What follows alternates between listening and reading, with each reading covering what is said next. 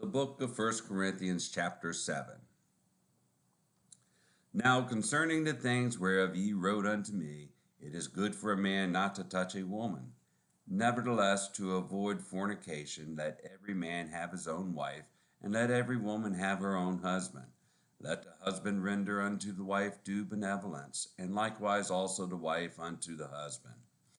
The wife which hath not power, excuse me, the wife hath not power of her own body, but the husband, and likewise also the husband hath not power of his own body, but the wife. Defraud ye not one the other, except it be with consent for a time, that ye may give yourselves to fasting and prayer, and come together again, that Satan tempt you not for your incontinency. But I speak this by permission, and not of commandment. For I would that all men were even as myself. For every man hath his proper gift of God, one after this manner, and another after that. I say therefore to the unmarried and widows, it is good for them if they abide even as I. But if they cannot contain, let them marry, for it is better to marry than to burn.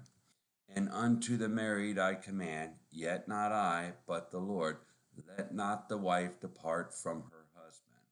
And if she depart, let her remain unmarried, or be reconciled to her husband, and let not the husband put away his wife. But to the rest speak I, not the Lord. If any man hath a wife that believeth not, and she be pleased to dwell with him, let him not put her away. And the woman which hath an husband that believeth not, and if he be pleased to dwell with her, let her not leave him. For the unbelieving husband is sanctified by the wife, and the unbelieving wife is sanctified by the husband. Else were your children unclean, but now they are holy. But if the unbelieving depart, let him depart. A brother or a sister is not under bondage in such cases, but God hath called us to peace. For what knowest thou, O wife, whether thou shalt save thy husband? Or how knowest thou, O man, whether thou shalt save thy wife?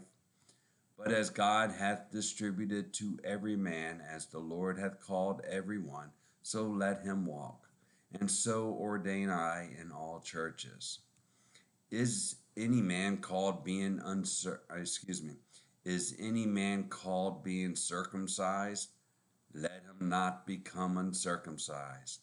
Is any man called in uncircumcision? Let him not be circumcised. Circumcision is nothing, and uncircumcision is nothing, but the commandments, but the keeping of the commandments of God. Let me try that again. Verse 19. Circumcision is nothing, and uncircumcision is nothing, but the keeping of the commandments of God. Let every man abide in the same calling wherein he was called. Art thou called being a servant? Care not for it, but if thou mayest be made free, use it rather. For he that is called in the Lord, being a servant, is the Lord's freeman. Likewise also he that is called, being free, is Christ's servant. Ye are bought with a price. Be not ye the servants of men. Brethren, let every man wherein he is called, therein abide with God. Now concerning virgins, I have no commandment of the Lord, yet I give my judgment as one that hath obtained mercy of the Lord to be faithful. I suppose therefore that this is good for the present distress. I say that it is good for a man so to be. Art thou bound unto a wife? Seek not to be loosed. Art thou loosed from a wife? Seek not a wife. And and if thou marry, thou hast not sinned. And if a virgin marry, she hath not sinned. Nevertheless, such shall have trouble in the flesh, but I spare you. But this I say, brethren, the time is short. It remaineth that both they that have wives be as though they had none, and they that weep as though they wept not, and they that rejoice as though they rejoiced not, and they that buy as though they possess not, and they that use this world as not abusing it, for the fashion of this world passeth away. But I would have you without carefulness. He that is unmarried careth for the things that belong to the Lord, how he may please the Lord. But he that is married careth for the things that are of the world, how he may please his wife. There is difference also between a wife and a virgin. The unmarried woman careth for the things of the Lord, that she may be holy both in body and in spirit.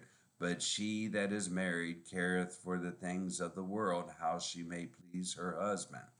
But this I speak for your own profit, not that I may cast a snare upon you, but for that which is comely, and that ye may attend upon the Lord without distraction. But if any man think that he behaveth himself uncomely toward his virgin, if she pass the flower of her age, and need so require, let him do what he will, he sinneth not, let them marry. Nevertheless, he that standeth steadfast in his heart, having no necessity, but hath power over his own will, and hath so decreed in his heart that he will keep his virgin, doeth well. So then, he that giveth her in marriage doeth well, but he that giveth her not in marriage doeth better. The wife is bound by the law as long as her husband liveth. But if her husband be dead, she is at liberty to be married to whom she will, only in the Lord. But she is happier if she so abide after my judgment. And I think also that I have the Spirit of God. That's the book of First Corinthians chapter 7.